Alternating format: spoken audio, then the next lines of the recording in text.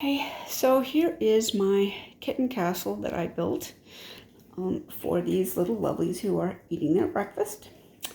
I built this because a couple weeks ago I had to deal with a case of feline parvovirus, also known as distemper. 3 of my 4 kittens survived the bout, but I ended up having to get rid of all of the cat furniture that had been in here for their entertainment, so I decided to build something as a temporary play station while they are still shedding the virus. So they're completely recovered, but they can still shed the virus for up to 6 weeks after recovery. So this is what I put together. It's basically just a bunch of cardboard boxes. If you're going to do this, just collect boxes of different sizes and different shapes. What I did is after I got all these boxes, I started just kind of setting them down, putting them on top of one another, trying to figure out what would be the best arrangement to give them lots of different levels and, places to go through and whatnot.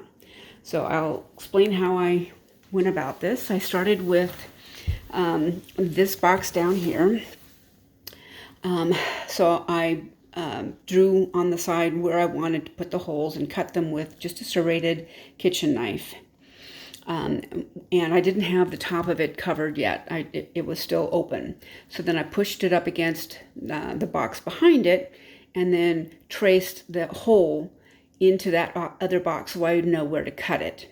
And then what I did is I used a combination of just tacky glue that I put onto the sides that were still exposed, still exposed, and pushed that up against the box, and then used packing tape, lots and lots of packing tape.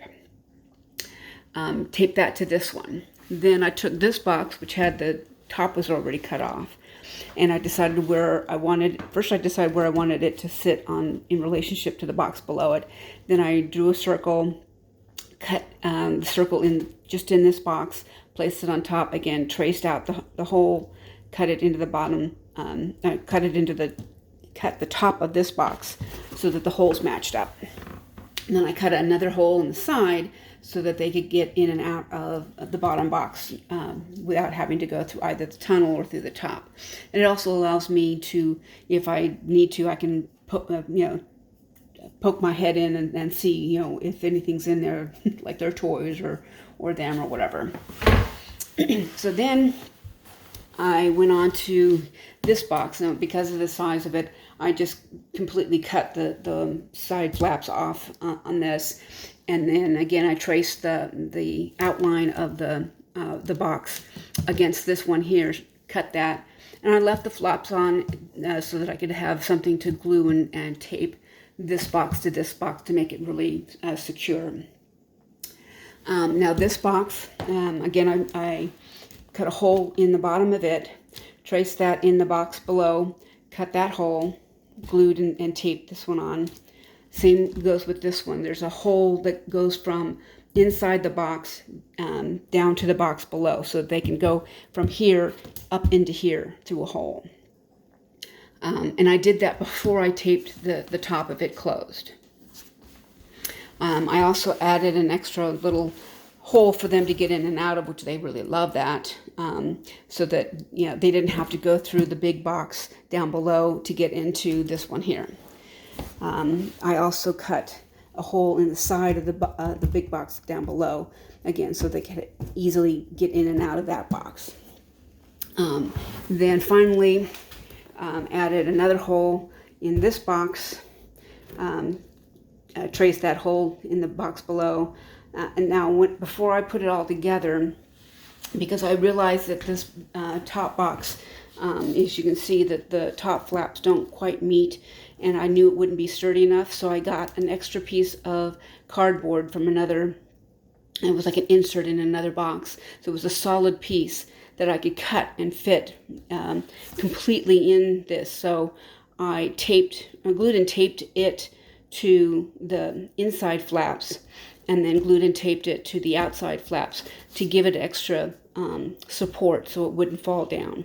And so that meant I had to go through several layers when I actually cut the hole in this box here. But that all seems to work out pretty well. I assembled the two sides separately downstairs in my living room, and then I brought the pieces up because the whole thing wouldn't fit through the door. So there's another hole that goes between this box and this box. So I started off making the hole initially here, then traced it onto here, and again glued and taped it once I got it into the room. After I got it up here, I realized that these two smaller boxes were not quite sturdy enough. The kittens were jumping on them, and I could see that the tops were kind of collapsing. So I got an extra piece of plain cardboard from another box, and again, this one just had it taped across the top to give extra support to the top.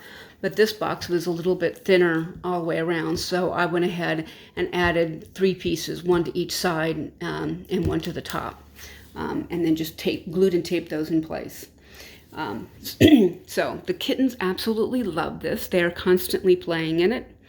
I will add a link below to the video that I used as kind of my inspiration on how to start going about this. Again, just collect boxes of different sizes and shapes.